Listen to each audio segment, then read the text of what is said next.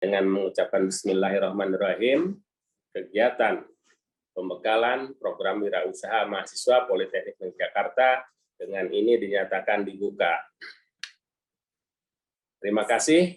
Mohon maaf kalau ada yang kurang berkenan. Wabillahi taufiq wal hidayah. Wassalamualaikum warahmatullahi wabarakatuh. Waalaikumsalam warahmatullahi wabarakatuh. Waalaikumsalam warahmatullahi wabarakatuh. Terima kasih Bapak Ibu. Waalaikumsalam warahmatullahi wabarakatuh. Baik Bapak Ibu, acara selanjutnya yaitu sambutan sekaligus sebagai pembukaan acara.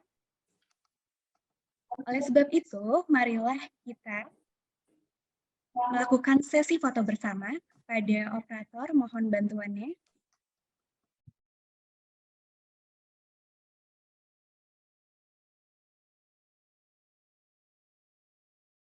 Baik. 1, 2, 3. 1, 2, 3. 1, 2, 3. Baik. Sesi dokumentasi telah selesai.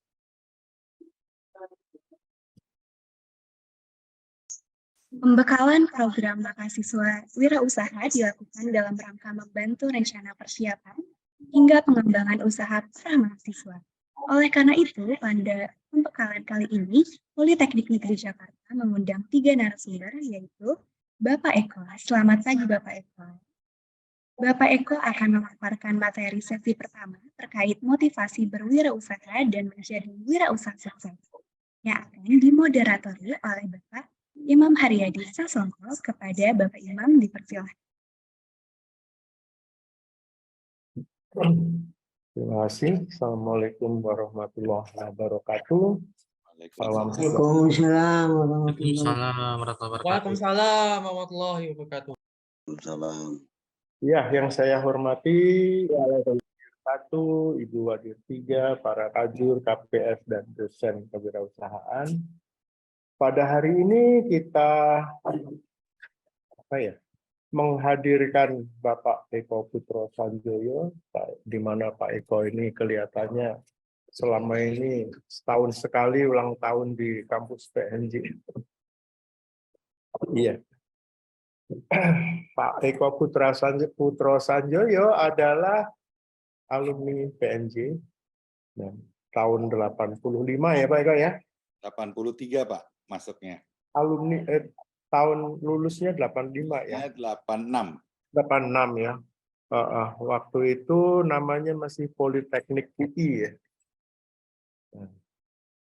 Saya akan bacakan sedikit tentang Pak Eko, siapa beliau dan sebagainya. Pada saat ini Pak Eko berusia 55 tahun dan menjabat sebagai Komisaris Independen Indika Energi sejak April 2020.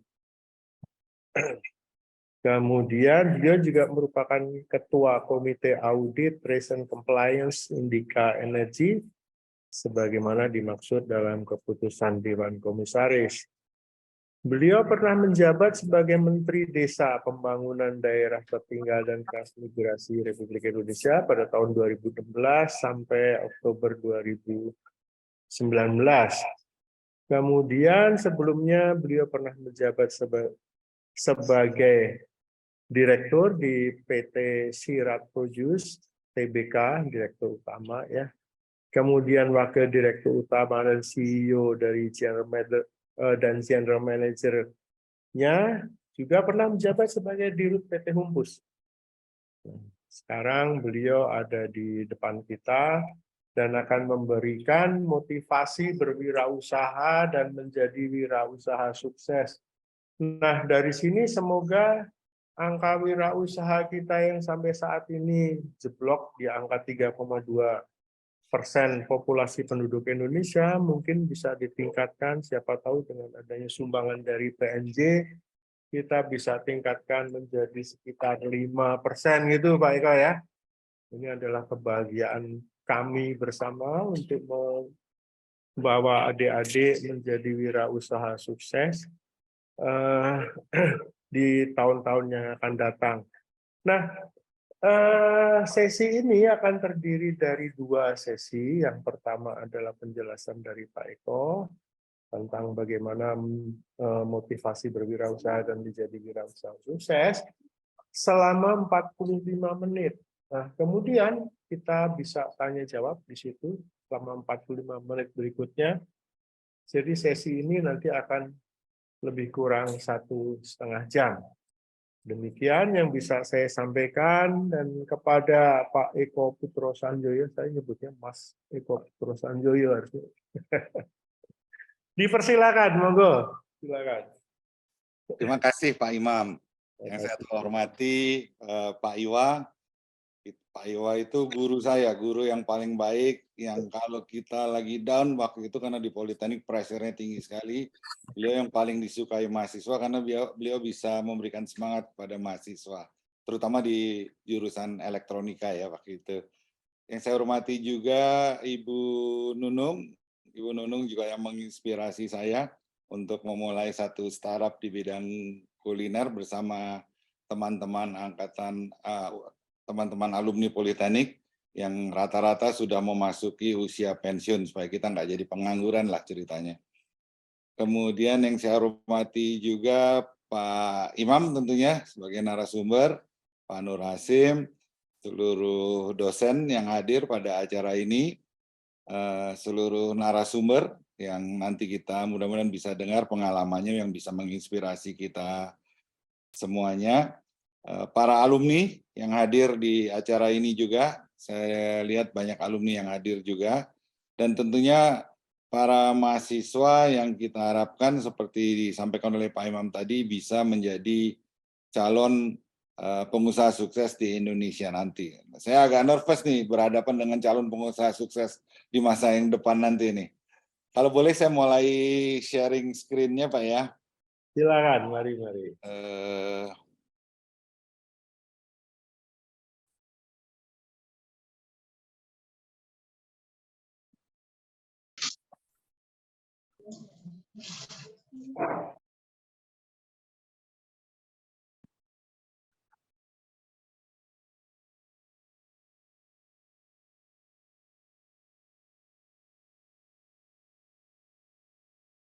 Bisa lihat ya gambarnya ya?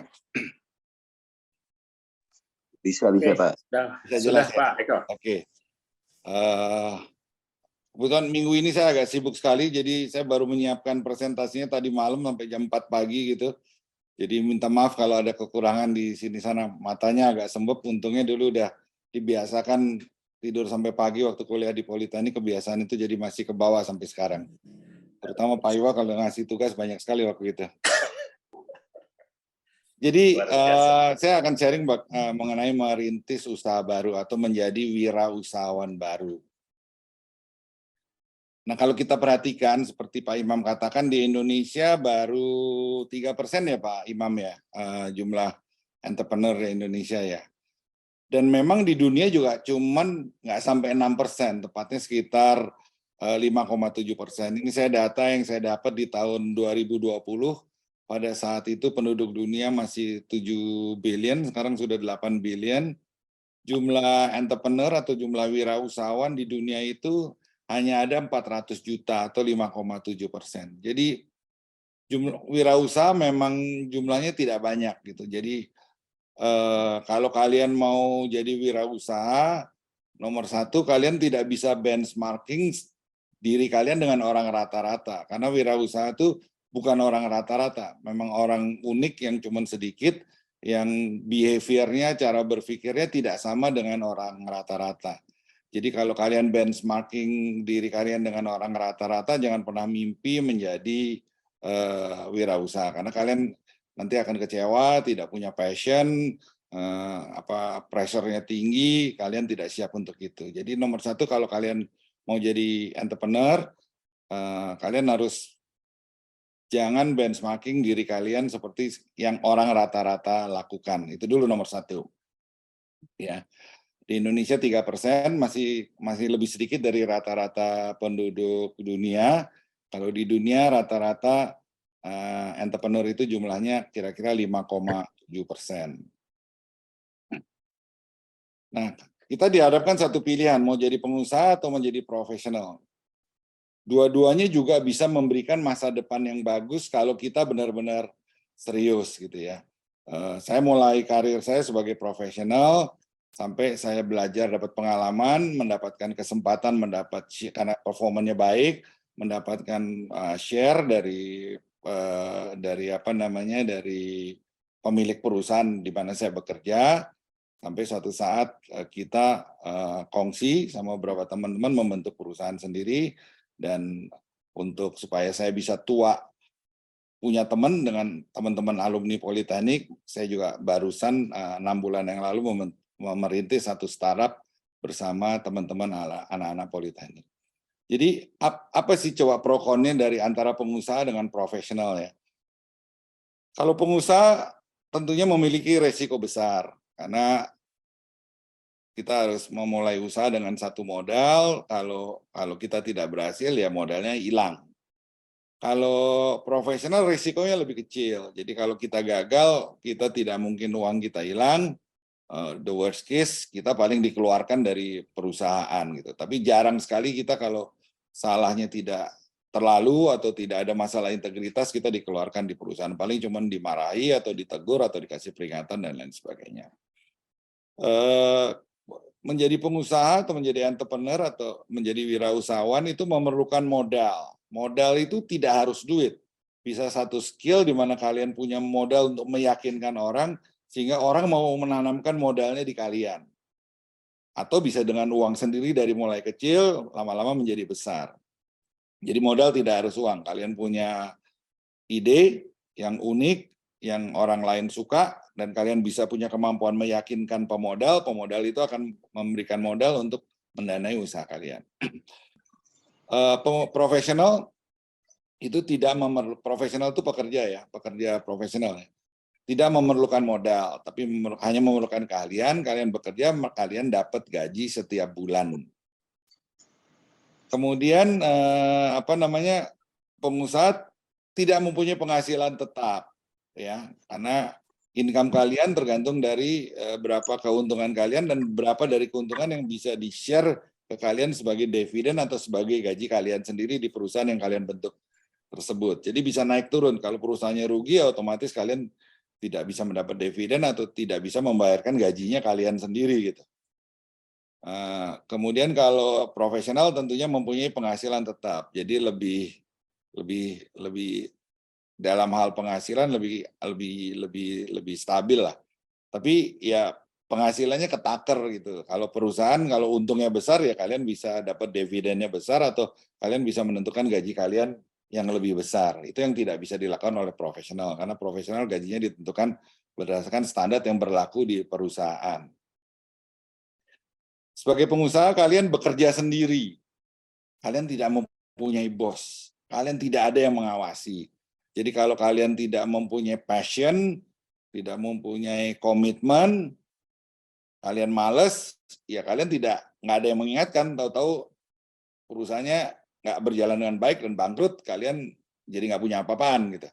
Tapi kalau kalian bekerja di perusahaan atau bekerja untuk orang lain, kalian punya atasan, jadi atasan kalian mengawasi, performa kalian dievaluasi, jadi kalian selalu diingatkan untuk bisa bekerja baik. Kalau jadi di perusahaan tidak ada yang mengingatkan. Perusahaan juga mempunyai risiko lebih tinggi, bisa risiko bangkrut. Tapi jadi profesional juga bukan tidak ada risiko. Kalau kalian performanya terlalu jelek, ya kalian juga berisiko dipecat. Jadi semuanya sebetulnya ada pro konnya. Nah, cuman yang menarik di perusahaan kalian mempunyai potensi usahanya berkembang, sehingga pendapatan kalian lebih banyak dan itu akan sampai seumur hidup kalian. Kalau perusahaannya berkembang itu income-nya tidak akan ada habisnya dan bisa diturunkan ke anak cucu. Sementara kalau di perusahaan kalian juga punya kesempatan berkembang, karir kalian berkembang, gaji kalian juga makin naik. Tapi at some time kalau perusahaan berkembang atau gajinya akan naik, tentunya potensinya income-nya akan lebih besar kalau kalian mempunyai usaha sendiri. Seperti saya katakan tadi, usaha sendiri itu kita tidak punya usia pensiun, jadi kita bisa tentukan diri kita sendiri kapan mau pensiun, kita bisa serahkan ke anak kita, atau kita bisa hire profesional, kita jadi pengawas saja, itu terserah kita gitu kalau perusahaan kita udah berhasil.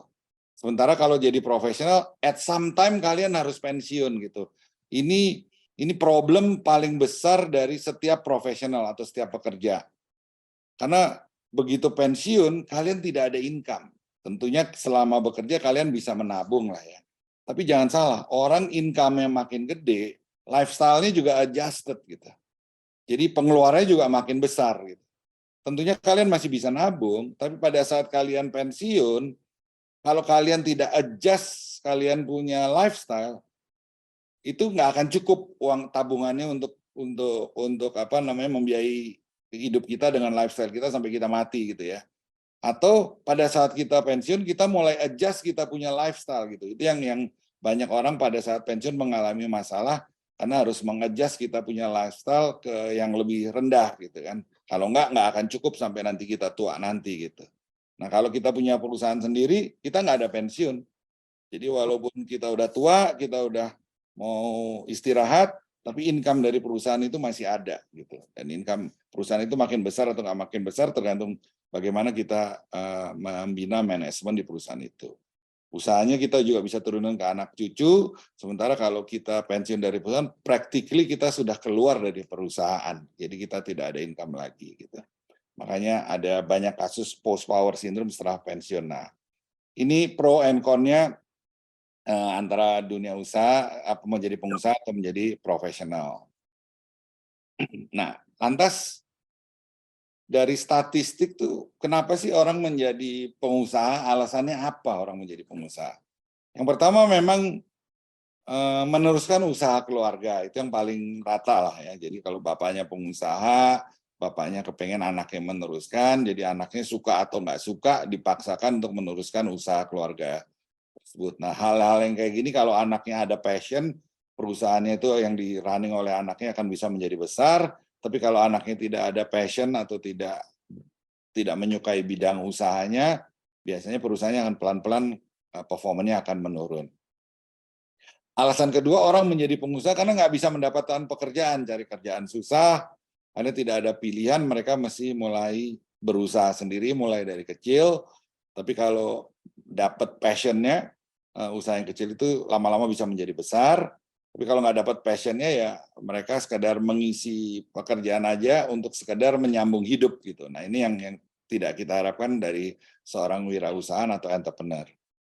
Ada yang sekadar ingin mencoba. Nah mudah-mudahan teman-teman dari Politeknik ini yang mengikuti program ini jangan hanya sekadar ingin mencoba. Kalian mesti benar-benar punya passion, punya dream, punya vision sehingga kalian tahu ke depannya akan jadi kayak gimana gitu. Kemudian ada orang juga yang memang mempunyai keyakinan yang kuat untuk menjadi pengusaha. Nah ini yang sukses itu rata-rata orang yang mempunyai keyakinan yang kuat menjadi pengusaha. Kemudian ada orang yang mempunyai produk yang unik, yang diyakinkan akan dibutuhkan atau disukai oleh potensi pelanggannya. Ini juga, tapi juga kadang-kadang tidak menjamin sukses kalau mereka tidak punya business plan, tidak mempunyai passion yang kuat, tidak tahan stres, karena jadi pengusaha itu juga harus bisa tahan stres. Kita nggak bisa hanya waktu kita jam 5 sampai jam 5 sore gitu. Jadi kalau mau jadi pengusaha kita kalau harus jam 12 dibutuhkan ya kita jam 12 harus siap gitu. Kalau kita dibutuhkan kerja 16 jam sehari ya kita mesti kerja 16 jam sehari gitu. Jadi passionnya itu udah ada. Sebetulnya hal itu tidak menjadi beban kalau kita menyukai gitu. Sama aja kalau kita yang suka main game 24 jam juga nggak berasa capek. Tapi kalau yang nggak suka ngelihat anak kita main game terlalu lamanya, kita ngelihatnya udah capek gitu. Jadi tergantung kita punya kesenangan nggak di situ. Ada juga orang yang menjadi pengusaha karena mempunyai pengalaman yang sukses sebagai profesional. Kemudian dia merasa selama ini saya banyak membesarkan perusahaan dan berhasil. Kenapa nggak saya mulai mencoba membesarkan usaha saya sendiri gitu. Jadi berdasarkan pengalaman suksesnya, dia juga sudah punya knowledge di bidangnya, dia juga udah punya network, dia juga udah punya tim, jadi dia memberanikan diri untuk ini juga banyak yang sukses dengan pengalaman itu. Jadi combination menjadi profesional sukses dulu, terus menjadi pengusaha itu juga banyak pengusaha sukses berawal dari pattern semacam ini. Juga ada orang menjadi pengusaha karena prestasinya bekerja, dia kerja performanya bagus, sehingga dia pemiliknya tuh benar-benar membutuhkan. Biasanya pemilik perusahaan itu kan mempunyai perusahaan nggak hanya satu, dan biasanya juga dia nggak punya waktu. Dia juga susah mencari orang yang bisa dipercaya. Nah, kalau biasanya profesional yang bisa dipercaya, yang bisa diyakini bisa menjagai perusahaan milik seseorang dan bisa membantu perusahaan itu menjadi besar, itu rata-rata setiap owner atau setiap pemilik perusahaan itu memberikan saham kepada perusahaan itu agar profesional tersebut tidak lari ke tempat lain. Karena kalau sampai profesional itu lari, nanti perusahaan itu akan pincang gitu, atau perlu waktu lagi untuk itu. Jadi ini alasan beberapa menjadi pengusaha. Nah, teman-teman, para mahasiswa, lihat kalian kira-kira ada di mana nih? Coba di mana gitu.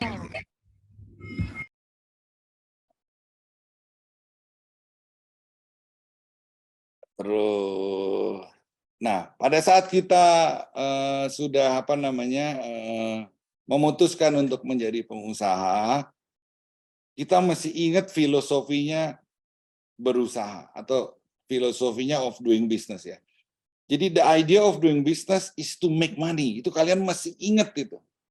Jadi kita mempunyai usaha atau menjadi wirausahawan, tujuannya adalah mempunyai satu entitas yang bisa making money.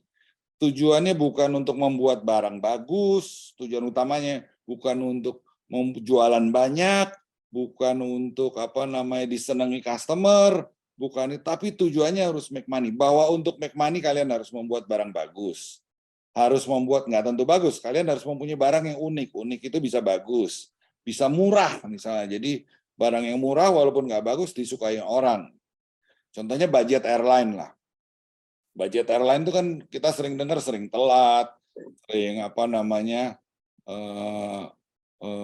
bagasinya hilang, sering kadang-kadang AC-nya panas. Tapi karena murah, customer-nya tidak lari ke full service airline. Jadi walaupun dia ngomel-ngomel, dia tetap balik-balik naik ke budget airline lagi gitu. Karena bedanya ongkosnya budget airline sama full service airline bedanya jauh sekali.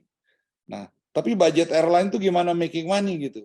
Dia marginnya kan kecil. Jadi volume-nya harus banyak. Jadi kalau kita lihat budget airline tuh dia usahakan penumpangnya penuh, tempat duduknya juga lebih sempit-sempit gitu kan. Sehingga walaupun marginnya kecil tapi volumenya banyak, dan berhentinya pesawat sebentar, nggak sampai sejam udah terbang lagi, jadi utilisasi pesawatnya menjadi besar. Nah, jadi nomor satu kalian mesti harus di pikiran kalian, the idea of doing business is to make money. Jadi kalau kalian mau bikin barang bagus, mau bikin barang yang disukai pelanggan, tapi kalau nggak making money, you're not businessman. Kalian bukan businessman. Jadi nomor satu is to make money. Nah, tentunya supaya bisnis itu bisa sustain, kalian mesti punya visi. Visi kalian dalam membuat bisnis apa? Kalau kalian tidak punya visi, visi itu kayak GPS lah. Jadi kalau kalian tidak punya visi, nanti kalian akan kesasar. Lihat ini, kalian akan masuk ini. Lihat ini, akan masuk ini. Contohnya kayak Lion Air. Dia visinya apa? Dia visinya supaya semua orang bisa terbang.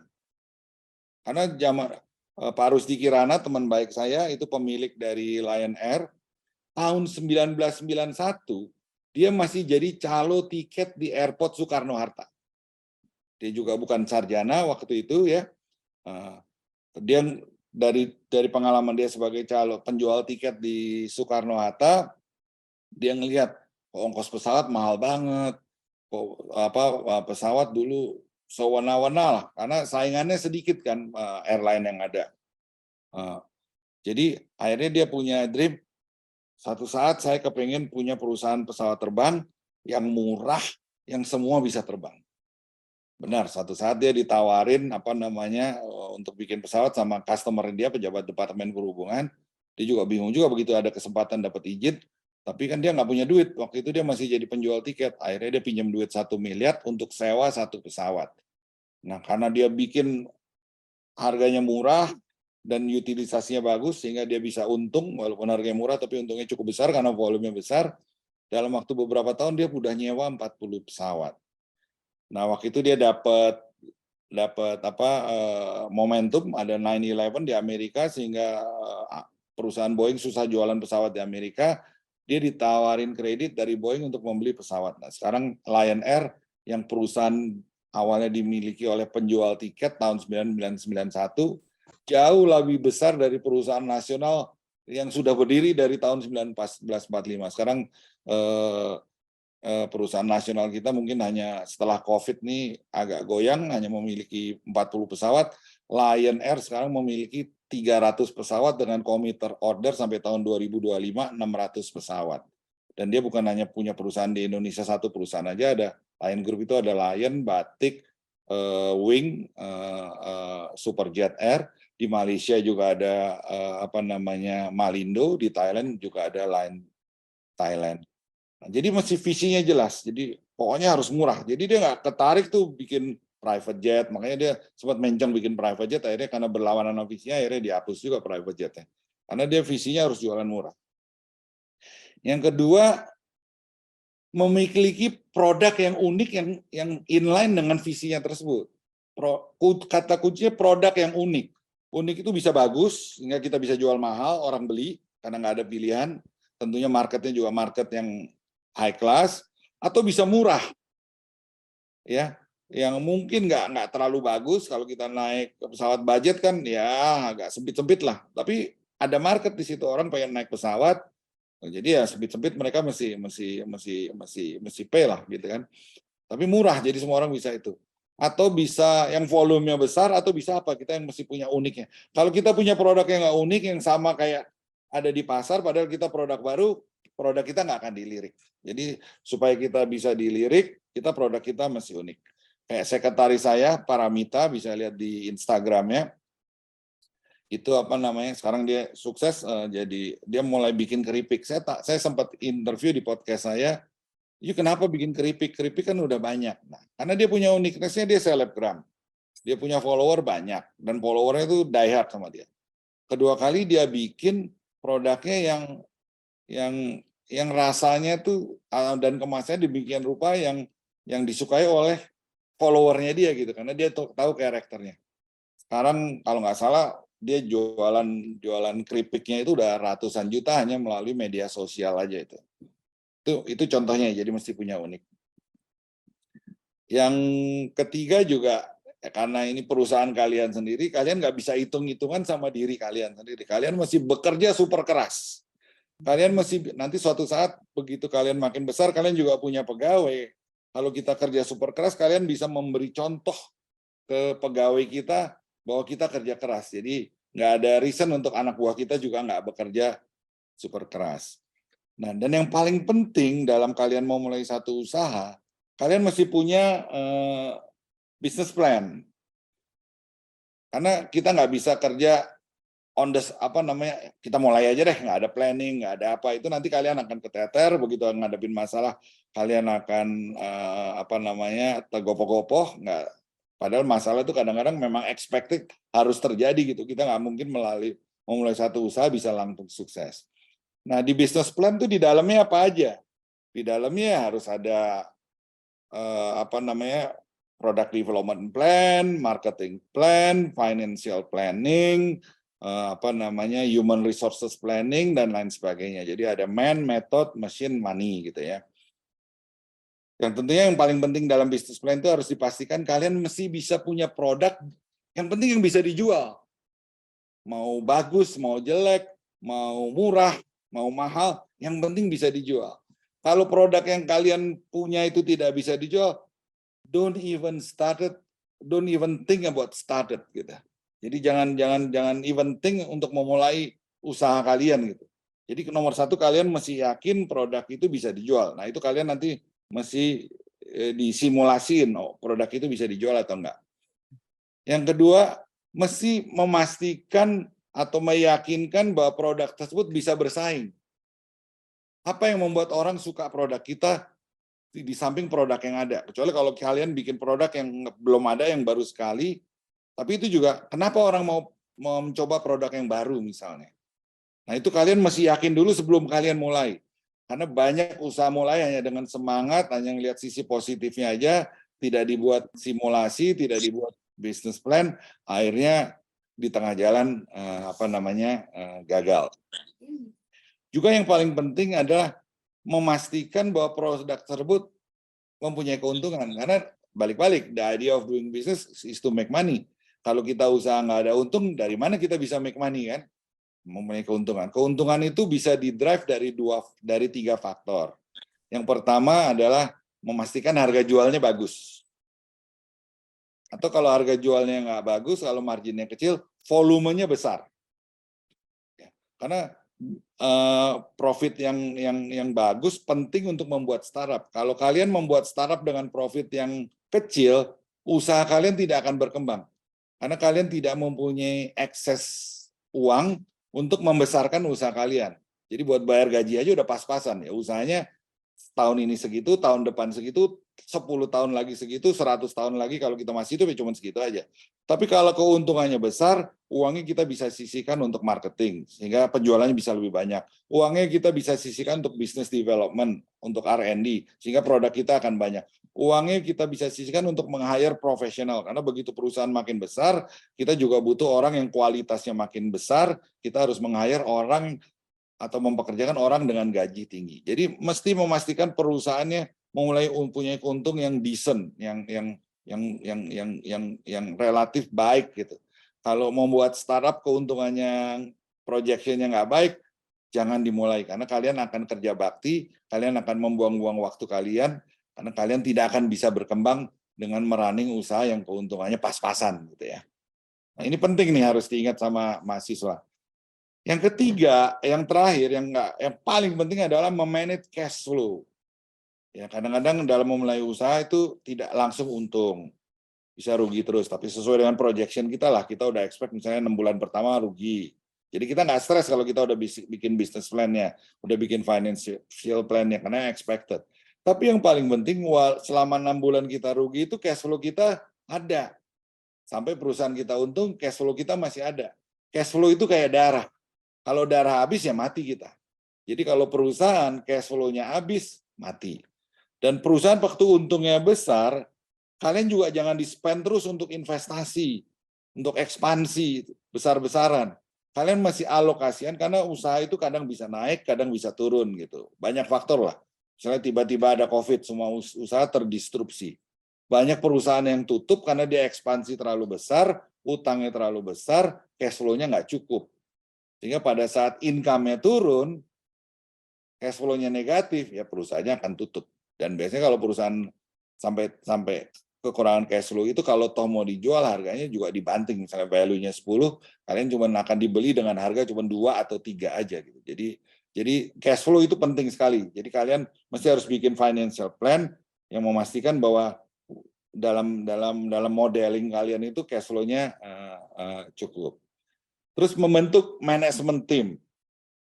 Kalian nggak bisa kerja sendiri, ya kalian mesti perlu tim. Nah, manajemen tim atau partner atau apapun itu nomor 1 kalian mesti tahu KYC-nya. KYC itu know your customer. Amin. Mesti tahu siapa sih yang mau kita partnerin atau mau jadi kita pekerjakan. Karena di dalam satu organisasi itu chemistry penting. Itu bukan siapa benar, siapa salah. Kalau chemistry-nya nggak cocok, itu nanti isinya ribut aja di perusahaan.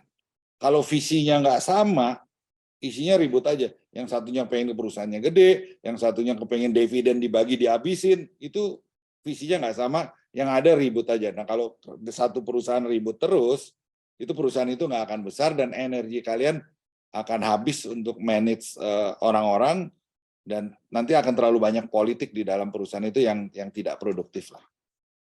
Nah, setelah dibentuk manajemen tim, kalian juga mesti membangun manajemen dan prosedur. Kita nggak bisa running satu usaha tanpa sistem dan prosedur. Tanpa sistem dan prosedur ya itu sama aja abal-abal lah ya. Jadi kalian nggak bisa kontrol, nggak bisa forecast, nggak bisa apa ya. Kalian ibarat naik mobil tidak ada dashboardnya. Itu kalian nggak tahu kapan harus ngisi bensin, tiba-tiba mobilnya mati di tengah jalan karena habis bensin. Kalian bisa jalan kekencangan, tiba-tiba kena speeding tiket karena kalian nggak tahu kecepatan kalian berapa, nggak ada speedometer. Nah itu penting ada sistem dan prosedur. Kemudian yang juga nggak kalah pentingnya, kalian harus fokus terhadap business plan yang kalian buat dan fokus terhadap core bisnisnya. Kegagalan pengusaha-pengusaha terutama di Indonesia yang dari kecil kenapa nggak bisa jadi besar, karena tidak bisa fokus. Begitu punya uang dikit, dia udah mulai mikirin lifestyle dulu, bukan mikirin bisnisnya. Atau mulai ekspansi ke usaha yang tidak sesuai dengan bisnis plan-nya. Akhirnya mereka ada masalah dengan cash flow-nya, akhirnya perusahaannya tidak bisa berkembang. Kemudian mesti punya disiplin yang tinggi dan persisten. Disiplin itu penting. Tanpa disiplin dan persisten mereka tidak akan bisa berkembang. Karena kalian bukan hanya perlu disiplin untuk dirinya sendiri, kalian juga harus menjadi inspirasi, harus mempunyai leadership untuk meyakinkan tim kalian gitu sebagai entrepreneur. Kemudian juga mempunyai passion yang kuat, tidak mudah menyerah. Bisnis kadang-kadang up and down, kadang-kadang masalahnya banyak stresnya. Itu kalian mesti bisa manage stres, mesti bisa relax, mesti ada time untuk setelah semua pada stres, kayak main layangan, tarik ulur dengan tim kalian. Kalau tim kalian santai, ditarik yang keras, ditekan yang keras. Kalau udah mulai agak stres, ya kita ajak happy-happy lah, makan-makan atau apa. Jadi ini penting nih, ini the art of leadership. Kemudian mempunyai keyakinan yang kuat terhadap keberhasilan. Nomor satu, kita mesti yakin dulu usaha kita bisa berhasil. Kalau kita aja nggak yakin, gimana tim kita, gimana anak buah kita gitu. Jadi nomor satu kita mesti yakin, itu bukan hanya yakin jatuh dari langit, kita mesti secara kuantitatif, secara akademik kita masih bisa menjelaskan ke mereka, begini nih pattern-nya kita bisa menjadi sukses.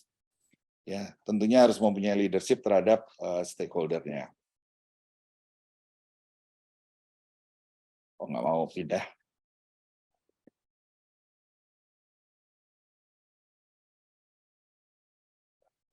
Oh, ini oke. Nah, seperti saya katakan tadi, dalam berangan-angan memulai usaha, kita misalnya punya produk yang kita yakini bagus, kita nggak bisa ngelihat upside-nya aja. Kita mesti harus simulasikan downside-nya juga gitu. Supaya kita bisa tahu, kalau cuma ngelihat upside-nya aja, begitu kita menghadapi downside-nya kita nggak siap, nah di situ kita bisa babak belur di situ. Nah, banyak model yang kita bisa plug-in, jadi model kita masukkan aja misalnya dalam analisa SWOT. Jadi kekuatan produk kita apa? Kekuatan tim kita apa? Kelemahannya apa? Peluangnya apa? Karena peluang itu penting. Kita bisnis bukan hanya size-nya untuk hari ini, tapi kita berharap size-nya bisa terus berkembang sepanjang dengan adanya waktu gitu. Tapi juga threat-nya apa? Karena bisnis kita yang udah besar tiba-tiba bisa menjadi jatuh karena ada ancaman gitu. Misalnya ada saingannya makin banyak, ada produk baru, atau kita ada masalah dengan supplier kita, atau kita ada masalah dengan barang kita. Jadi coba di-plug-in teman-teman idenya itu dalam analisa SWOT. Nah, ini yang sudah ratusan tahun kepake dan efektif. Kita nggak perlu invent baru lagi, masukkan di dalam model ini. Jadi kita benar-benar akademik sebelum kita mulai. Jadi kita sudah antisipasi semua yang akan terjadi pada saat kita memulai usaha kita, sehingga kita udah tidak kaget-kaget lagi. Nah, di samping SWOT, di dunia modern sekarang banyak dipakai modelnya Michael Porter. Michael Porter itu satu profesor dari Harvard Business School, yang profesor bisnis strategik, yang modelnya ini dipakai oleh banyak perusahaan-perusahaan besar dan sukses di dunia. Selama ini kita masih berpikir, walaupun dalam analisa SWOT, masih berpikir bahwa threat kita itu hanya di kompetitor kita. Jadi kompetitor kita yang ada di lapangan, misalnya bisnis pesawat, kalau Lion ya kompetitornya perusahaan airline yang lain gitu. Padahal challenge kita tuh bukan hanya dengan internal juga, challenge kita juga bisa dari supplier. Tiba-tiba kalau kalian tidak punya bargaining position terhadap supplier misalnya, kalian cuma rely on satu supplier, perusahaan kita udah besar, tiba-tiba suppliernya tahu bahwa ini perusahaan sangat tergantung sama supplier ini nih. Supplier bisa naikkan harga jual produknya ke kita, cost kita jadi naik, perusahaan kita bisa babak belur. Nah, jadi kita juga mesti don't put the risk in one basket.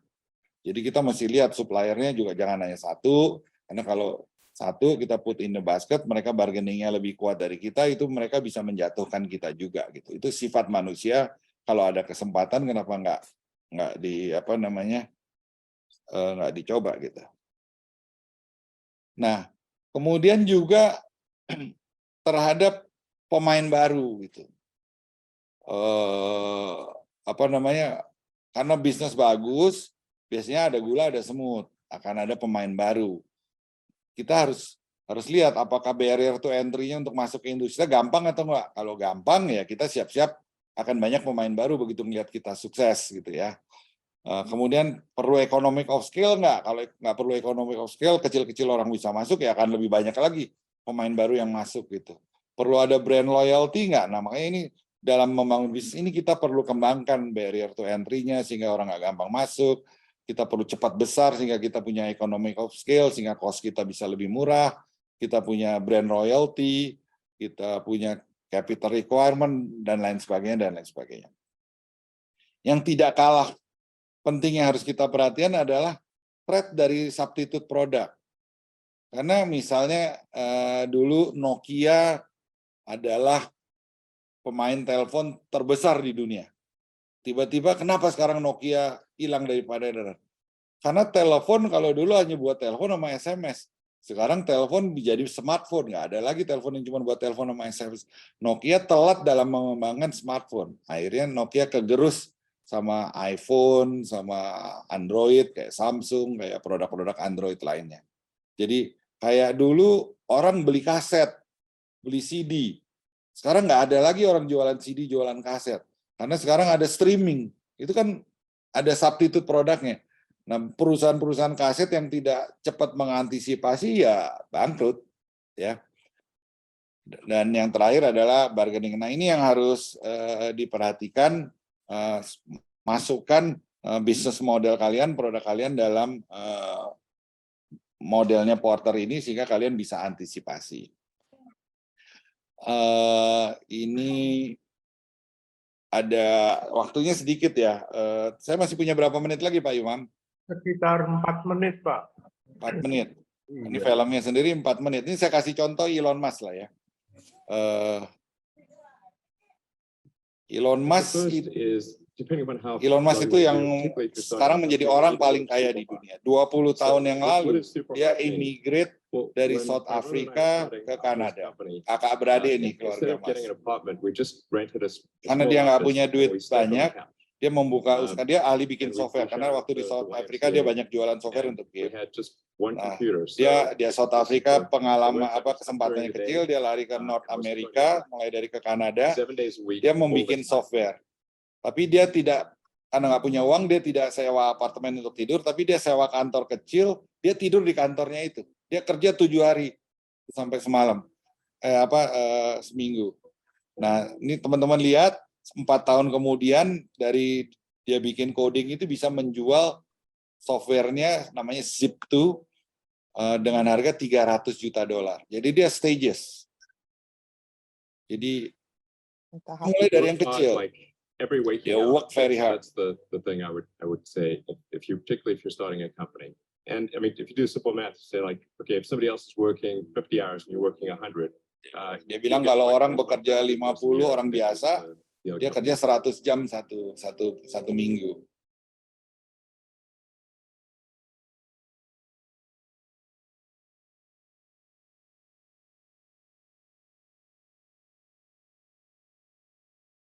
Nah, seperti saya katakan tadi, adalah penting untuk kita meng-create satu produk yang unik.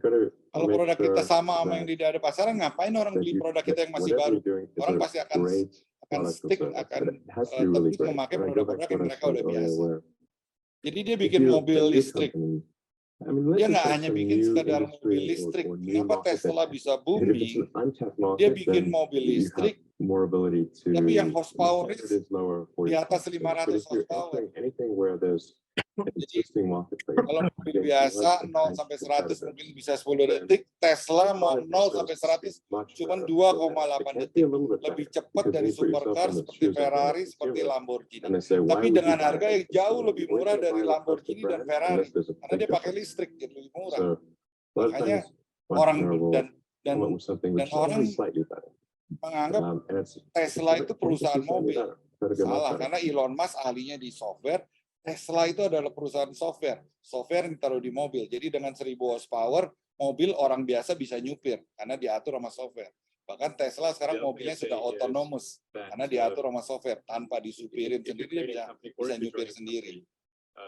The most important thing is to attract great people. So either join a group that's Ini tadi penting, begitu perusahaan kita besar, kita nggak bisa kerja sendiri kan.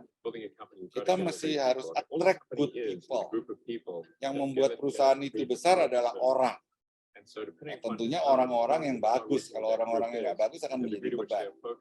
Jadi mesti harus, perusahaan itu harus mampu mempunyai keuntungan untuk bisa meng-hire orang-orang yang bagus. Orang-orang yang bagus itu tidak murah. Waktu Tesla belum kuat, orang-orang bagus itu dikasih share. Sehingga dia dengan gaji yang tidak terlalu mahal, bisa attract orang-orang bagus.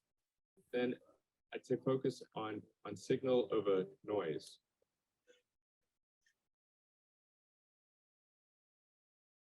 Ini kalian nanti dalam bekerja itu selalu banyak aja yang mengkritik. Jadi kata-katanya Hillary Clinton, no matter how you do, you always be critical. Apapun yang kita lakukan, kita akan selalu dikritik. Just do what you think is right. Jadi, lakukan yang menurut kalian benar.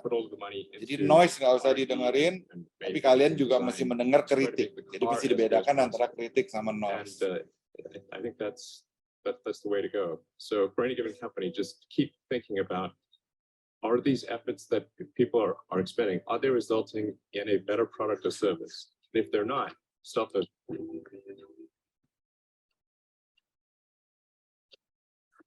Dan mesti berani mengambil resiko, karena waktu mau mulai usaha itu ada resikonya.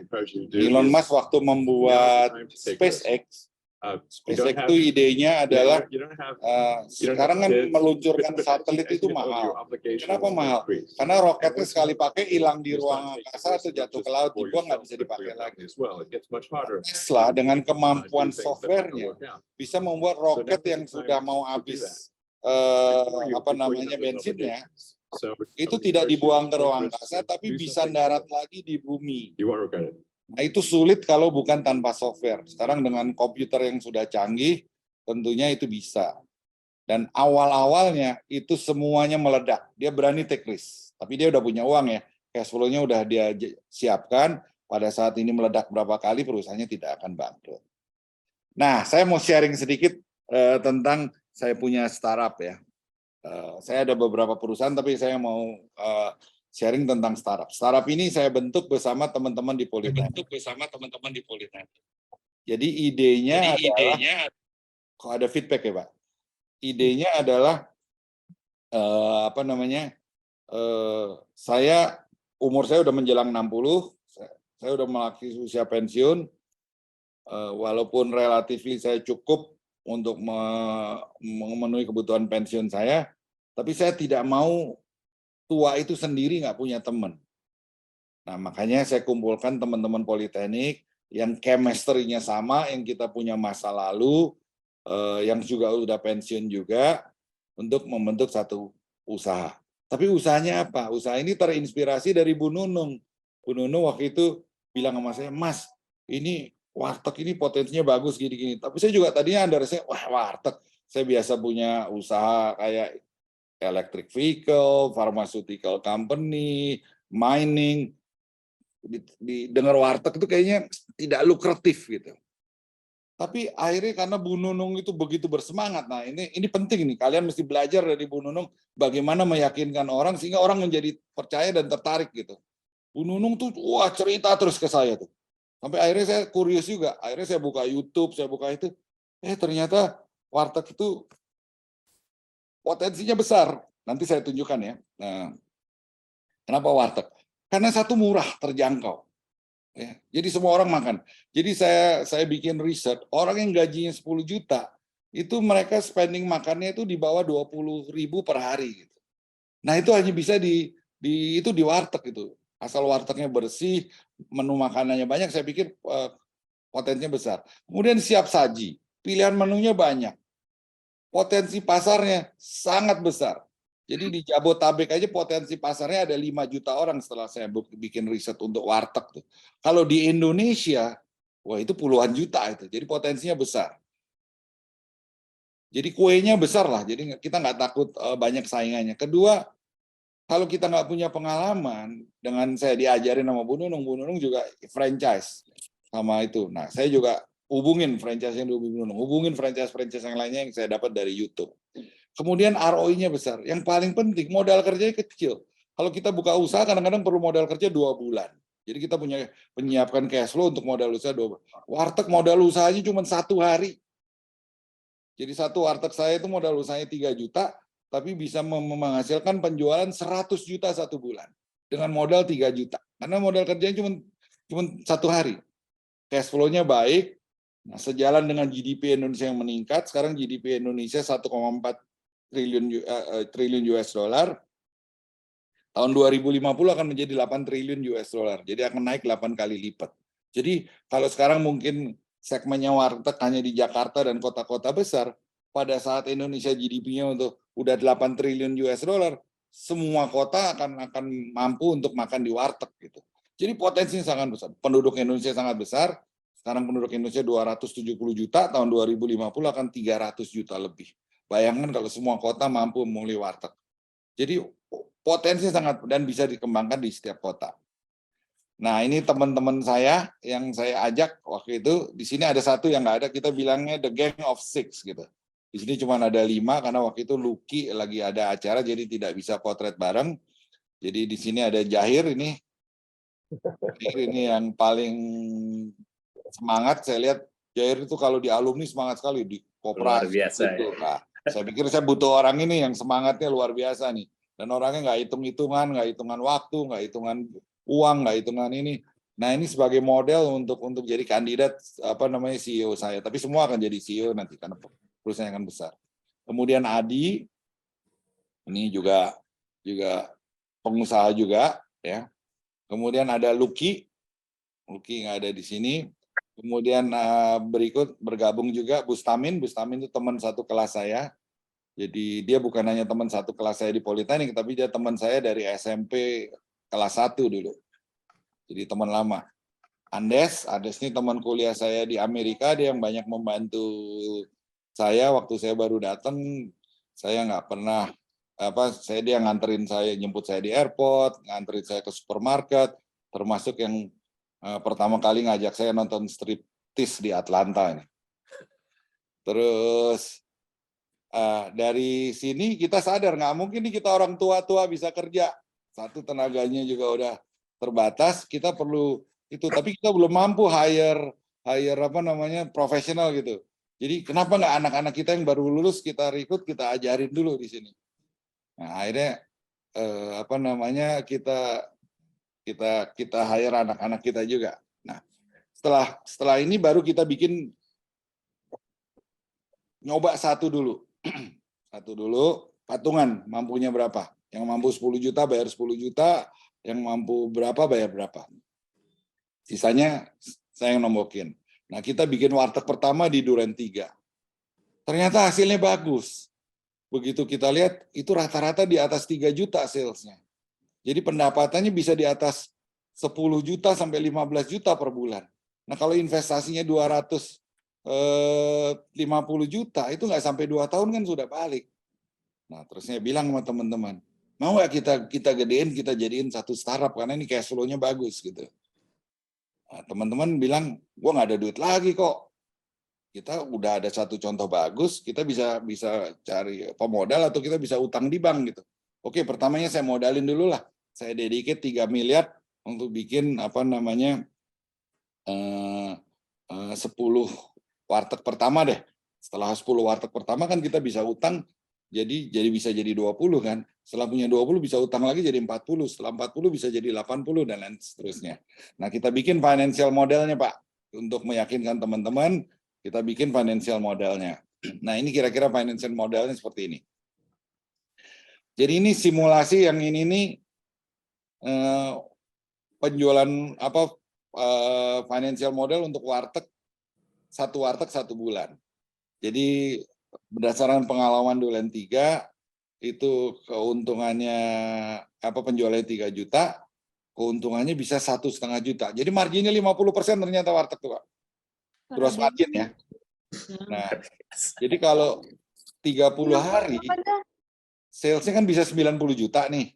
3 juta kali 30. Ini saya udah kalah, saya nggak pakai financial model. Ya. Kita karena banyak MBA-nya, banyak tamatan luar negerinya, Bu. Nanti Jadi habis ini Pak Eko yang ngajari saya ya. Monggo. Nah, ini kita simulasiin satu dulu.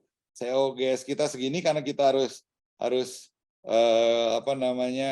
ada biaya listrik, biaya sewa dialokasiin. Kita juga masukkan semua biaya di situ. Jadi kita punya gross profit kira-kira 20 juta. Kita masukkan depresiasi, alokasi untuk depresiasi itu cash yang kita alokasikan untuk kita. Jadi filosofinya adalah satu warteg bisa beranak satu. Nah, depresiasi ini kita alokasikan untuk membuat satu warteg lagi dengan utang. Jadi 3,3 ini cukup untuk membayar bunga dan cicilan gitu ya. Terus karena keuntungannya dibagi 2 sama pengelolanya jadi bisa 1 bulan dapat 10 juta. Terus kita ada G&E expense kira-kira per warteg itu 900.000 lah ya. Jadi untuk gaji overhead kita, sehingga kita punya operating profit 6 juta atau 7%. Terus ada cost of fund, itu biaya bunga ya. Jadi kita punya profit before tax-nya kira-kira satu warteg itu 3,7. Jadi net profit setelah kita membayar tax, karena kita proper perusahaan, kita mesti bayar tax supaya negara bisa hidup, supaya bisa ngasih alokasi buat politeknik supaya bisa jadi besar. Kalau kita nggak bayar pajak, nggak ada uang buat negara. Jadi satu warteg itu net profitnya kira-kira 2,7 juta. Tapi EBITDA-nya 10 juta. Net profit itu kan setelah dipotong depresi dan lain. Tapi secara cash itu, secara EBITDA itu kira-kira 10 juta gitu.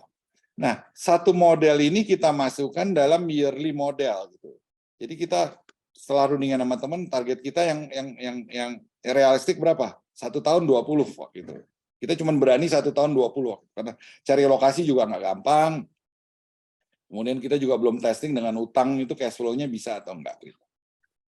Nah, kita targetin 20. Kalau 20 ya, kalau average per store-nya 1,5 juta, profitnya 1,5 juta, itu 1 tahun profitnya udah 600 juta. Tapi yang menarik, EBITDA-nya itu bisa 2,4 miliar. Ya, EBITDA-nya bisa 2,4 miliar. Gitu. Nah, dan yang menarik karena EBITDA-nya cukup besar, EBITDA-nya itu bisa untuk membuat kita utang, untuk membayar utang, bunga dan cicilan untuk 20 lagi. Jadi tahun berikutnya kita akan punya 40. Kita bisa bangun 20 lagi dengan utang. Karena kita udah 40, tahun berikutnya bisa jadi 80. 160 dan seterusnya. Jadi targetnya setelah 5 tahun, itu kita akan mempunyai 320 store, kita punya sales itu akan 360 miliar. Siapa yang membayangkan bahwa warteg itu bisa punya sales sebanyak 345 miliar. Ya. Terus saya yakin kita akan lebih lah dari 320. Teman-teman udah yakin bahwa dalam 5 tahun setelah pengalaman ini kita bisa 1.000 lah. Nah, kita akan punya net profit sebesar 10 miliar. Nah, kalau 1.000 kan kira-kira kali 3 lah ya. Kira-kira net profitnya 30 miliar kan. Tapi EBITDA-nya itu bisa 150 miliar. Cuman karena kalau dengan EBITDA 150 miliar, kalau kita mau itu jadiin startup, kita lepas ke market dengan price earning ratio 20, itu kapitalisasi marketnya itu bisa 3-4 triliun rupiah. Nah, jadi saya bilang sama teman-teman, kalau udah kayak gini kita mau gaji berapa? Mau gaji 100 juta juga mampu. Mau gaji 200 juta juga mampu. Tapi kan kita nggak mesti gaji yang wajar lah ya. Mungkin gaji 50 juta tapi dividennya tiap tahun bisa ratusan juta kalau udah kayak gini. Nah, ini. Nah, alhamdulillah setelah kita jalanin dari target 20 setahun ini, 6 bulan ini sejak kita kumpul-kumpul, kita udah punya mungkin akhir bulan ini kita mungkin udah punya 20 ya, Bro Jair. 20 insya Allah. Sekarang 20. udah ada 15, tapi mereka udah ada dari 200 lokasi yang mereka dapat yang kita pack, 5 ini kelihatannya bakalan jadi. Luar biasa, ini sudah 20 sama 10. Udah 20 ya. Mudah-mudahan akhir bulan mereka optimis. Jadi target tahun ini sebetulnya udah kecapai. Bahkan mereka optimis akhir tahun ini bisa 80 sampai 100 lah kalau pace-nya bisa semacam ini ya. Nah, tentunya untuk running ini begitu financial modelnya kita itu. Jadi running satu organisasi kan penting man, method, mesin, money gitu kan. Man itu nomor satu, kalian harus membuat struktur organisasinya dulu. Banyak perusahaan itu gagal karena struktur organisasi salah. Kalau struktur organisasi salah, kita naruh orang yang salah di tempat yang salah. Banyak kegagalan organisasi salah itu karena membentuk struktur organisasi bukan tergantung dari kebutuhan organisasi, tapi berdasarkan orang yang ada. Itu udah salah dari cacat dari awal. Jadi nomor satu kita bentuk strukturnya dulu. Nah ini kita kebutuhannya dalam warteg ini setelah kita belajar, karena banyak usaha investasi warteg itu tidak sustain. Kenapa tidak sustain? Setelah kita pelajari, kita ada waktu 2 bulan untuk pelajari. Karena bisnis warteg itu bisnis kepercayaan. When you talk about money itu nggak pakai sistem kepercayaan, itu mesti pakai sistem. Karena orang tuh pada dasarnya kalau ada kesempatan nyolong. Ya, jadi apalagi kalau jumlahnya udah banyak, kita nggak ada touch, ya mereka nggak ada. Jadi banyak investasi di warteg itu nggak bisa sustain karena akhirnya hubungan antara pengelola sama pemilik itu menjadi jelek karena mereka ada kesempatan nyolong dan nyolong. Itu bukan salahnya pengelola, tapi salahnya pemilik karena memberikan kesempatan kepada pengelola untuk nyolong. Makanya di sini nomor satu kita bikin ada operation, CEO-nya Jair, kemudian ada store koordinator, ada 2 karena kita ada 2 perusahaan yang kita bikin, yang satu anaknya Adi, yang satu anaknya Jair di sini. Dan mereka selama 6 bulan ini juga belajarnya cepat sekali gitu. Nah, kemudian juga perlu ada auditor. Auditor tugasnya cari salah. Cari salah tapi bukan menyalahkan ya. Jadi dengan cari salah kan lama-lama kesalahan.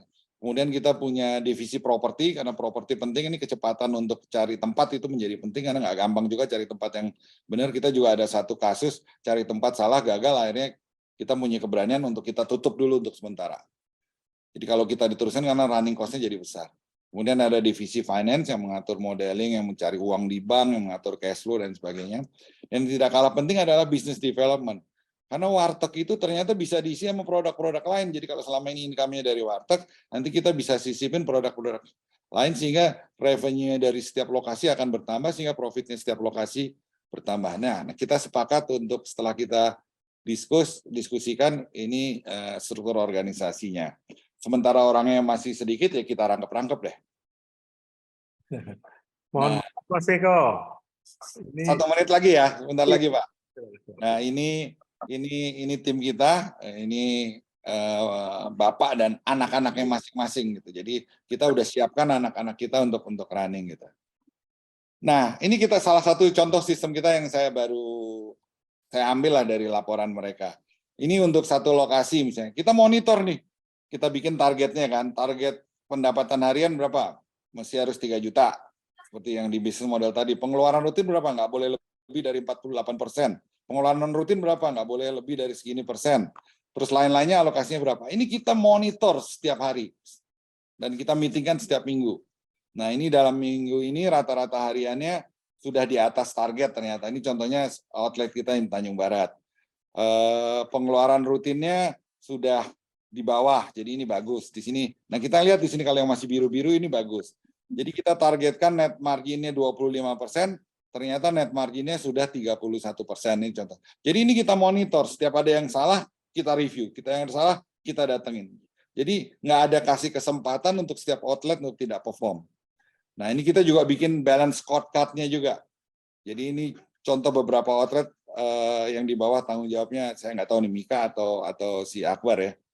Jadi yang paling penting kita juga ada pakai Moka. Moka itu POC ya, kayak cash register yang secara aplikasi gitu ya. Jadi banyak kehilangannya warteg itu karena penjualannya tidak tercatat. Jadi mereka jualan 3 juta, dia ngomong jualan 2 juta, kita nggak bisa cek. Tapi kalau ada Moka kita bisa cek. Dan ini kita monitor, kita lihat pakai CCTV. Jadi kalau ada customer yang nggak bayar pakai Moka ketahuan, itu kasih peringatan 1, peringatan 2, peringatan 3 nggak itu kita ganti pengelolanya. Nah ini kita lihat pemakaian Mokanya very good, normal tuh. Jadi kita ada balance scorecard-nya. Kita juga lihat improvement dibandingkan dengan minggu lalu gimana. Better sama revenue-nya. Ini karena habis lebaran jadi revenue-nya kita 1 perak di bawah 3 juta kita anggap bad. Jadi yang di bawah 3 juta kita anggap bad. Karena baru lebaran kita itu. Dan jadi semuanya kita cek, jadi kita konsentrasi yang di merah-merahnya aja. Jadi kita bisa efektif kontrolnya gitu. Yang udah bagus ya kita nggak terlalu perhatiin dulu gitu. Nah ini laporan dari Mokanya kita bisa review nih. Penjualannya jam berapa sih efektifnya? Nah akhirnya kita tadinya semua buka 24 jam. Begitu kita ngeliat gini, oh yang lokasi ini nggak perlu buka 24 jam karena efektifnya cuma jam segini-segini aja gitu.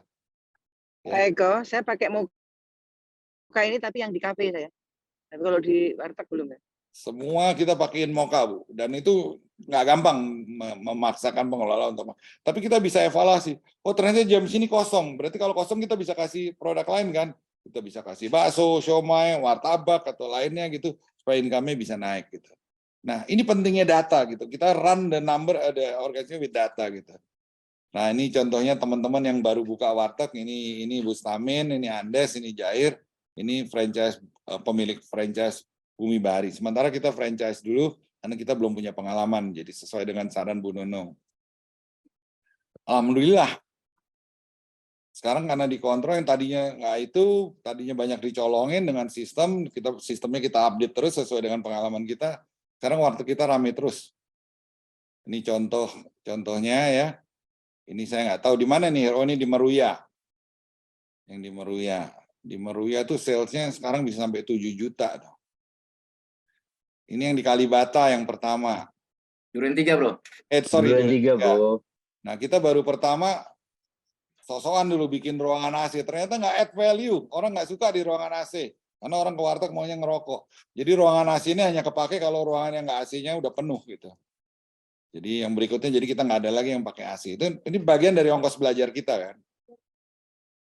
Nah tim kita kalau kerja ini sampai jam 12 malam nih. Kita baru selesai meeting, review, ngotot-ngototan, ya tunjuk-tunjukkan mukanya panas, habis itu santai dikit lah di kantor gitu ya. Jadi kita nggak kenal waktu kalau kerja, karena mereka juga masih punya kerjaan kan. Jadi waktu kita ketemu 1 minggu cuma 2 kali aja gitu. Kadang-kadang kalau udah stres levelnya tinggi, ya udah kita ketemu di luar lah sambil makan-makan, kita meeting di luar gitu. Makan-makan juga kita belum mampu di tempat mahal ya, di tempat-tempat yang kita mampu dulu lah. Tapi at least ada kebersamaan. Nah ini penting untuk manage kayak gini supaya kebersamaan ada. Karena dalam kerja itu kadang-kadang nanti ada stres. Stres itu tidak ada perbedaan, ada gesekan. Itu nggak boleh dibiarkan sampai jadi meledak gitu. Jadi mesti harus itu.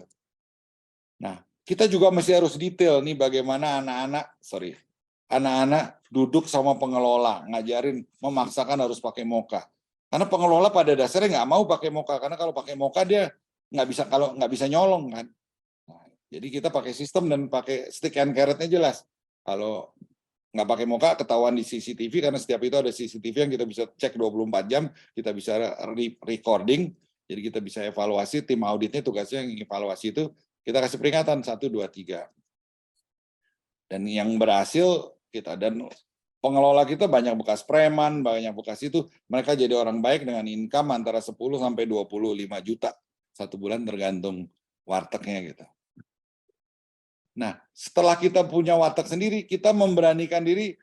Tadinya kita franchise, kita punya brand sendiri, kita bangun sendiri. Setelah belajar, cost-nya bisa jadi lebih murah gitu. Awalnya gagal, tapi ya ongkos belajar. Sekarang lumayan udah sukses lah yang kita bikin sendiri ini.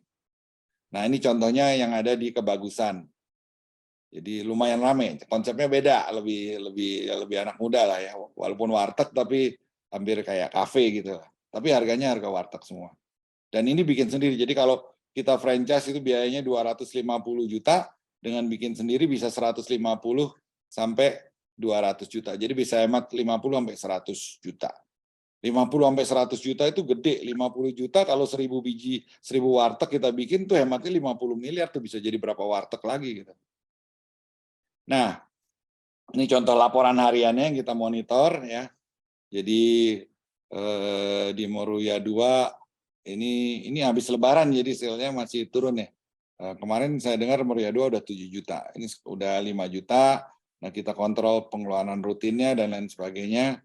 Jadi udah di atas target 3 juta semua nih. Buncit 3 juta, Tanjung Barat 3 juta, Kebagusan masih di bawah 2 juta karena ini daerah kantor, orang belum balik semua. Duren 3 juta, ini 3 juta, Rawamangun, Pinang Ranti masih tutup karena waktu lebaran tidak tutup, sehingga setelah lebaran dia libur seminggu. Meruya 1 masih belum balik, masih 1,8 juta, Panglima Kolim 3, juta, Ciledug ini masih baru berapa hari Ciledug? Belum ada 3 minggu lah. 3 minggu. Cibinong berapa hari nih? Cibinong baru 2, hari kedua. 2 hari salesnya udah. Hari kedua. Kita juga ada yang masih belum tahu nih di Bekasi sepi, akhirnya kita sementara kita tutup dulu nih Bekasi. Jadi kita juga harus berani untuk nutup juga supaya itu gitu. Tapi average-nya semua udah di atas gitu. Nah, jadi alhamdulillah dari target 20 juta setahun 6 bulan sudah kecapai, jadi kita optimis 5 tahun bisa lebih dari 320 juta. Terima kasih teman-teman semuanya. Kalau ada pertanyaan silakan, mudah-mudahan bermanfaat. Lebih kurangnya saya mohon maaf. Wallahul muwaffiq ila aqwamit thoriq. Wassalamualaikum warahmatullahi wabarakatuh. Waalaikumsalam warahmatullahi wabarakatuh. Warahmatullahi wabarakatuh. Waalaikumsalam. Ini ngilangin screen ini gimana caranya? Stop sharing. Luar biasa. Nah itu masalahnya. Punya usaha banyak ya top skill nggak bisa itu. Kita makin udah tua makin bodoh. Ini yang saya kesel tuh belajarnya dari saya. Kenapa jumlahnya lebih banyak Pak Eko? Karena keberaniannya apa itu menyusun ini ya. Luar biasa. Iya Mas, saya kenyang sampai nggak bisa ngomong nih. Dan kita utang loh Bu, bukan modal sendiri loh. Paruh modal. Maaf sendiri. ya, saya nggak utang ya. Maaf, saya tidak utang. Kalau bisa utang kenapa nggak utang? Jangan dulu utang, udah tua utang nanti bayarnya bagaimana? Nanti makanya belajar utangnya sama Pak Eko, nanti kita ketemu kapan-kapan. Lanjut ya. Yuk. Ya, warteg tapi dikelola dengan manajemen yang sangat bagus. Dengan profesional. Nah, adik-adik juga yang calon pengusaha itu bisa belajar dari situ. Dia sebenarnya, ya mohon maaf ya Mas Eko ya, hanya warteg. Itu beli telur separuh, beli ya yang kecil-kecil gitu loh. Tapi kita lihat manajemen keuangannya luar biasa dan sangat bagus itu. Hasilnya luar biasa. Awal mendengarkan cerita saya Pak Imam, Pak Nanti. Eko tuh sinis banget tuh. Sinis banget saya bilang saya punya warteg. Menarik, saya biasa punya tambang batu bara, punya pabrik motor, ditawarin warteg. Wah, nggak nganggep. Ini bisa lebih besar dari tambang batu bara. Saya juga kaget tadi. Oke, kita buka pertanyaan untuk adik-adik ya. Silakan pertanyaannya langsung saja. Karena daripada kita buka-buka chat dan sebagainya nanti lama, silakan langsung saja. Gitu ya Mas Eko ya? Ya, monggo. Silakan.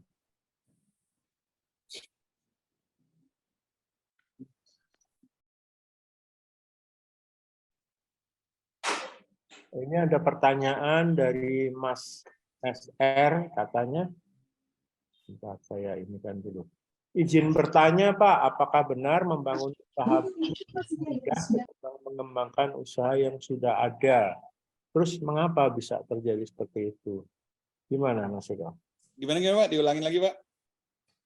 Apakah benar membangun usaha baru lebih mudah daripada mengembangkan usaha yang sudah ada? Kalau iya, mengapa gitu? Jawabannya bisa ya, bisa tidak. Ya, tapi normally membangun usaha baru harusnya lebih susah daripada melanjutkan usaha yang udah ada. Kecuali kalau usaha yang udah ada itu masalahnya terlalu banyak ya. Karena mau usaha baru, kita kayak seperti saya yakin katakan tadi mesti mempunyai business plan, mempunyai manpower planning, mempunyai marketing plan dan lain sebagainya yang belum ada. Kedua kali, yang paling sulit kalau di usaha baru kan kita belum punya tim, jadi kita mesti membentuk tim. Membentuk tim itu tidak gampang, Pak. Karena selain kita mesti harus mencari talent, kita juga harus memastikan talent yang kita cari itu chemistry-nya cocok.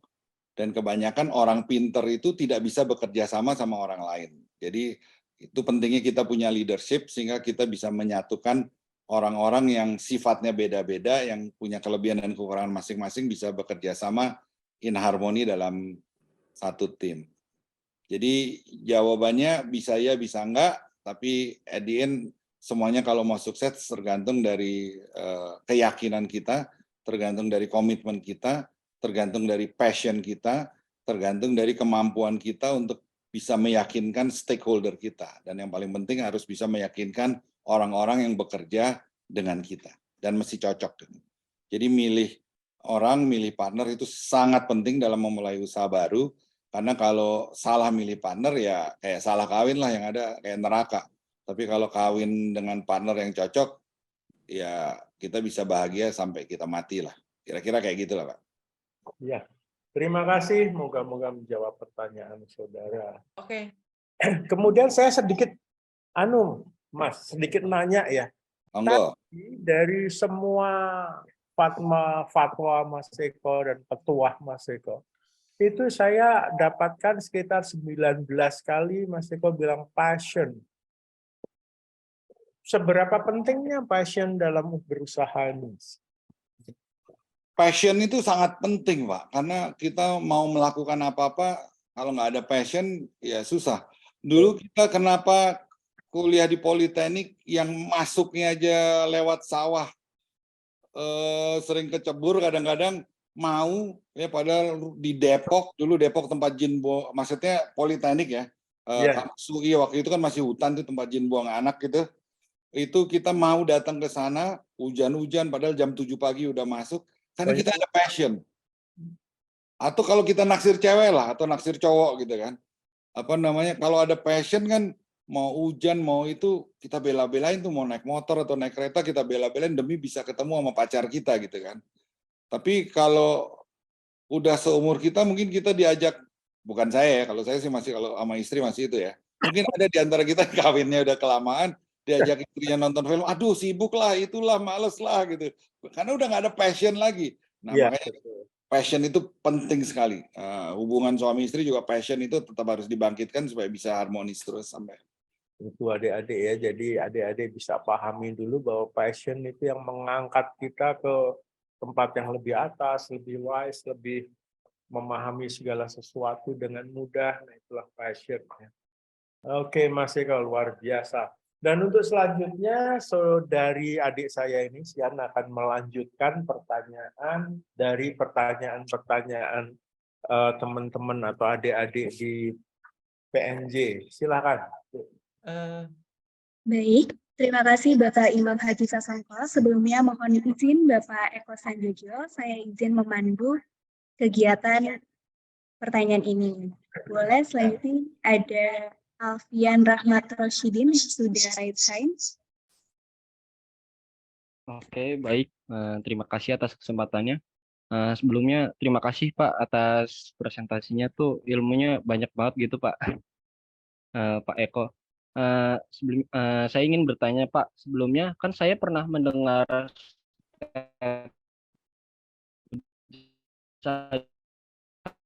suaranya putus-putus. Di yang usaha tersebut Pak. Halo, Mohon apakah suara maaf, saya terdengar? Alfian Rahmat Roshidin, mungkin pertanyaannya boleh Suara diulangi? saya terdengar? Terdengar. Tapi putus-putus tadi, Dek. Terdengar? Suara saya terdengar? Terdengar.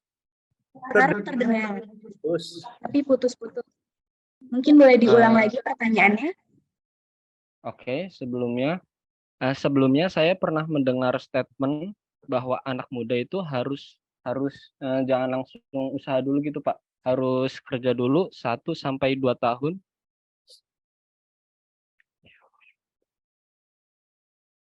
Oke, saya tangkap lah pertanyaan kira-kira. Jadi pertanyaan kira-kira beliau pernah mendengar bahwa anak muda sebaiknya sebelum mulai usaha itu bisa ya bisa tidak juga. Tapi memang kalau kita belum siap, saran saya lebih bagus bekerja dulu, belajar dari orang lain. Setelah kita punya knowledge, baru kita memulai usahanya sendiri. Karena kalau kita tidak ada pengalaman, tidak ada knowledge, kita mulai, jadi ongkos belajar kita terlalu mahal. Tadi nanti bisa dibuka lagi, tadi alasan kenapa orang menjadi pengusaha, tadi listnya ada. Salah satu paling banyak sukses memang mereka setelah sukses jadi profesional, mereka sukses membangun perusahaan orang lain, kemudian mereka memberanikan diri untuk mulai usahanya. Karena kalau udah ada pengalaman, nomor 1 udah tahu bisnisnya, nomor 2 udah punya networknya, nomor 3 juga udah punya teman-teman yang bisa direkrut sama dia untuk membantu usahanya. Baik, terima kasih Pak Eko Sanjojo. Semoga jawabannya menjawab pertanyaan dari saudara Alfia. Baik, selanjutnya mungkin kepada saudara TICK TGP PMJ 2020 yang sudah raiskan.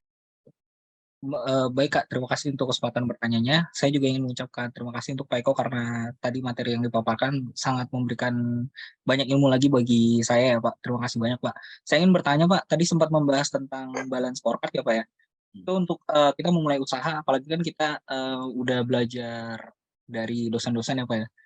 Apakah itu wajib Pak harus menggunakan metode penelitian pendekatan ilmiah kayak gitu Pak? Karena kan banyak orang yang bilang kalau mau usaha udah terabas aja, hajar aja, yang penting berani kayak gitu. Terus tadi saya dapat insight kalau Bapak sempat menjelaskan ada financial design-nya, terus ada balance scorecard-nya. Nah itu supaya nggak gagal, itu gimana ya Pak dengan metode penelitian itu Pak? Makasih Jadi Pak. berusaha itu sama aja kita melakukan trip lah. Nomor 1, kita mesti punya visi dulu mau kemana gitu. Mau kemana dan untuk kesananya itu mau apa gitu. Misalnya kita mau ke Bandung, kita bisa mau ke Bandung cepat, itu kita lewat jalan tol, tapi mahal. Kita bisa mau ke Bandung nggak bayar jalan tol dan lihat pemandangan tapi lama lewat puncak, tapi macet. Kita bisa in between lah. Lihat pemandangan nggak sebagus puncak, tapi juga tidak selama puncak, tapi juga tidak secepat itu lewat Sukabumi misalnya kayak gitu ya. Nah, waktu kita udah punya visi, tentuin visinya dan di-share ke tim kalian supaya nggak salah-salahan. Jangan kalau kita nggak di-share, visinya nggak sama, begitu kita ngelewat kita mau cepat, begitu ngelewat tol, bayar tol yang mahal, partner kita bilang, aduh ngapain sih bayar duit buat tol gitu, itu jadi rame kan, akhirnya nggak mulai. Atau kita lewat puncak, karena kita visinya mau lihat pemandangan, taunya kita ribut, aduh macet nih, lama bener itu. Jadi nggak mulai, jadi mesti tentuan visinya. Nah, planning itu penting untuk visi itu diterapkan dalam satu plan. Jadi kita udah tahu resiko-resikonya, potensi-potensinya secara finansial dan lain sebagainya itu di planning. Jadi kita nggak kaget nanti waktu menjalankan. Yang kedua, balance scorecard itu kontrol itu penting. Karena kalau kita nggak ada kontrol, ya Semau-maunya. Jadi leadership itu kan pada intinya bisa melakukan satu pekerjaan sebaik kalau kita kerjakan, tapi bukan kita yang mengerjakan. Jadi intinya apa? Pekerjaan selesai sebaik atau lebih baik dari yang kita mauin, tapi orang lain yang mengerjakan. Nggak bisa satu leadership pekerjaan selesai, tapi selesainya bukan semaunya kita. Kalau kita punya anak buah 1000, ada 1000 mau, bubar tuh perusahaan kan. Nah, itu pentingnya kontrol. Nah, kontrol balance scorecard itu karena dia pakai warna, itu juga priority penting. Tangan kita cuma 2, resource kita terbatas, kita nggak bisa menghandle semuanya. Nah, di balance scorecard kan kelihatan ada merah, kuning, hijau gitu kan. Jadi kita priority yang merah-merah dulu, yang hijau kita biarin dulu aja. Kalau semuanya udah hijau, ya kita bikin improvementnya gimana gitu. Karena nggak mungkin kalau nggak ada balance scorecard, nggak ada itu semua kita treat sama, padahal urgensinya beda-beda. Nah, dengan ada merah, kuning, hijau itu bisa kelihatan, oh kita prioritas yang merah dulu. Begitu yang merah selesai, yang kuning gitu. Jadi ada skala prioritinya. Jadi kita akan efektif dalam bisnis kita. Begitu ya. Selanjutnya, siapa? Baik Pak, terima kasih untuk Terima kasih. Baik, terima kasih Hazin atas pertanyaannya. Mungkin boleh selanjutnya kepada Saudara Ervilino. Kepada Saudara Ervilino mungkin boleh langsung diutarakan pertanyaannya.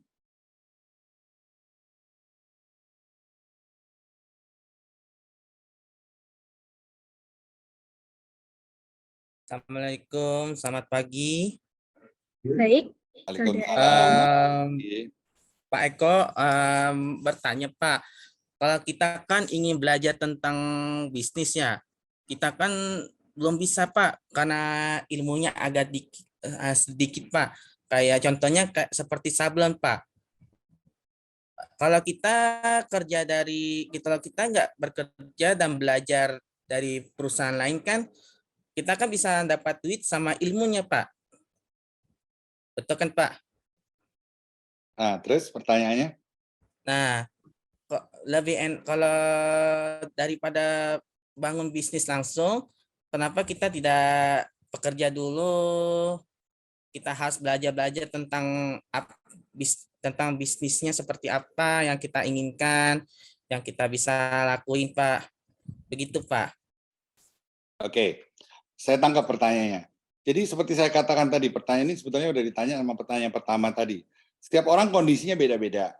Contohnya kayak Steve Jobs sama Microsoft Bill Gates.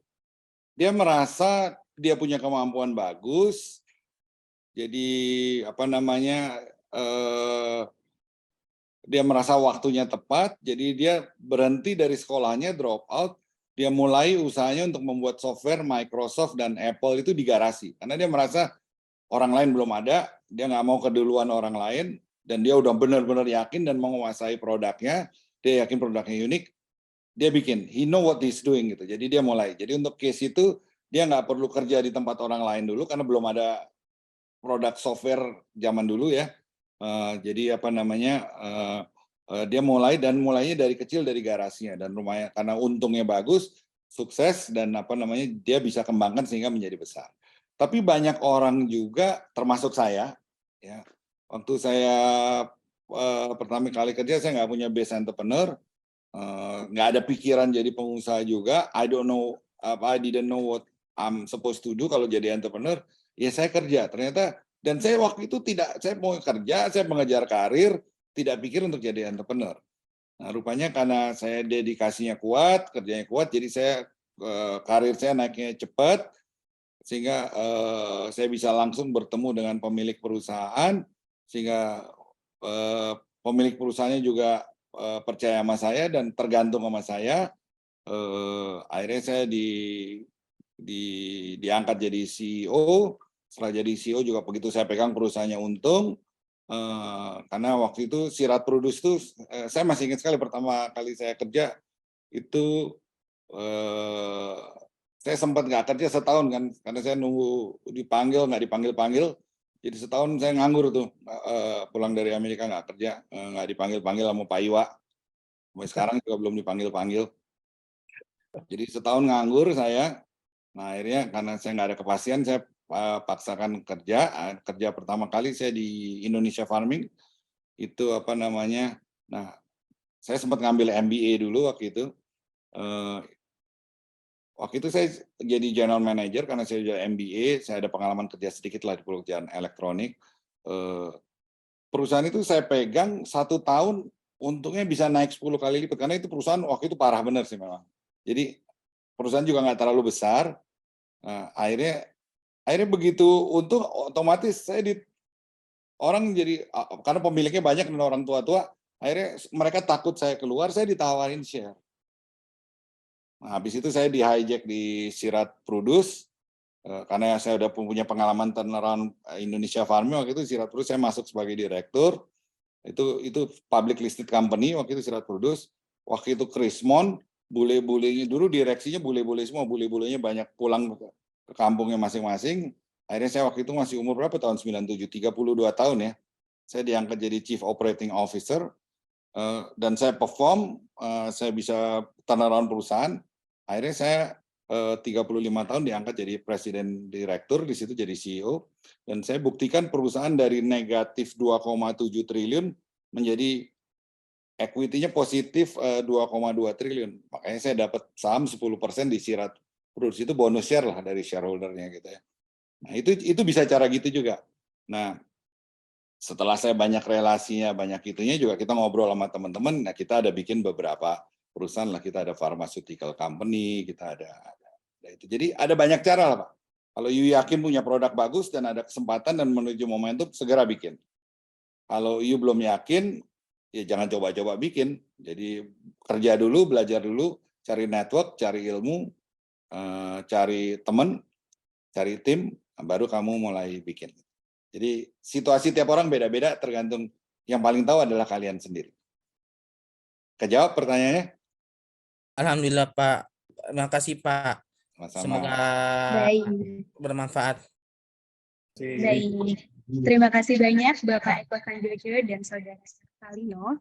Mengingat waktunya yang terbatas, oleh sebab itu saya kembalikan kepada Bapak Moderator. Wah, terima kasih. Kami sangat harus berterima kasih pada Mas Eko. Kenyang sekali apa yang kita dapatkan informasinya hari ini. Boleh kata terakhir saya bertanya? Sedikit lagi saya sampaikan bahwa kita itu punya satu office gitu kecil-kecilan. Ini Mas Sahir mungkin bisa mau jelaskan bahwa kami punya sandbox di GGSG dan itu bisa digunakan untuk menambah link, menambah pengetahuan, menambah networking dan sebagainya. Silahkan adik-adik datang di sandbox. Gitu ya Mas Sahir ya? Ya betul. Di sandbox dekat GSG kita punya ruangan buat kumpulnya teman-teman adik-adik kita lah di sana untuk bisa berdiskusi. Dan itu. Iya, di sebelah UPA Karir katanya, di sebelahnya. Pak Imam, saya sudah angkat tangan loh, nggak ditunjuk. Oh gitu ya? Bu Nunung mau nanya lagi ini. Yaudah, saya mesti bertanya, saya ini kan kecuali pengajar, kan ini untuk membuat startup baru di kampus. Warteg ini terakhir ini, tapi semoga ini adalah wah buat lainnya. Silakan Bu Nunung, ini special order dari Bu Nunung. Pak Eko matur nuwun ya. Untuk usaha yang sama-sama sudah kita lakukan mungkin itu bisa jadi contoh kan adik-adik semua. Namun ada satu hal, tidak usah menunggu kita punya pengalaman sangat banyak. Kalau pengalaman saya pribadi saya dengan mahasiswa-mahasiswa yang saya ajarkan ini untuk membangun startup baru. Asal teman-teman, adik-adik semua ini, menurut saya Pak Eko, mau melakukan improvement dari material yang sudah ada. Yang membuat mereka merasa ini mungkin apa tidak, karena selalu berpikir dengan dana yang besar. Memulai sesuatu dengan apa-apa yang baru. Ini contoh saya lakukan ya. Pak Eko melihat kerudung yang saya pakai ini enggak, Pak Eko Sanjoyo? Cakep. Ibu jadi tambah cakep. Jangan cakepnya kerudungnya. Ini kalau saya beli di Tamrin City, 100.000 dapatnya 3. Kalau mau kita jualan pakai kerudung ini saja, minimal kita mau ngambil untung lebih dari 40.000 aja, khawatir nggak ada yang beli. Karena tidak melakukan improvement. Tapi kalau kerudung ini, pertama saya mencari di pusat yang membuat ini di Tasikmalaya.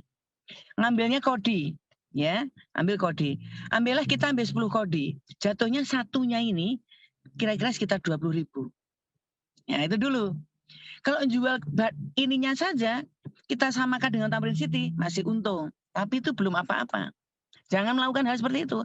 Lakukan improvement. Contohnya, kerudung yang saya pakai ini, saya tambahkan sedikit manik-manik. Kebetulan saya pengusaha batik, ya.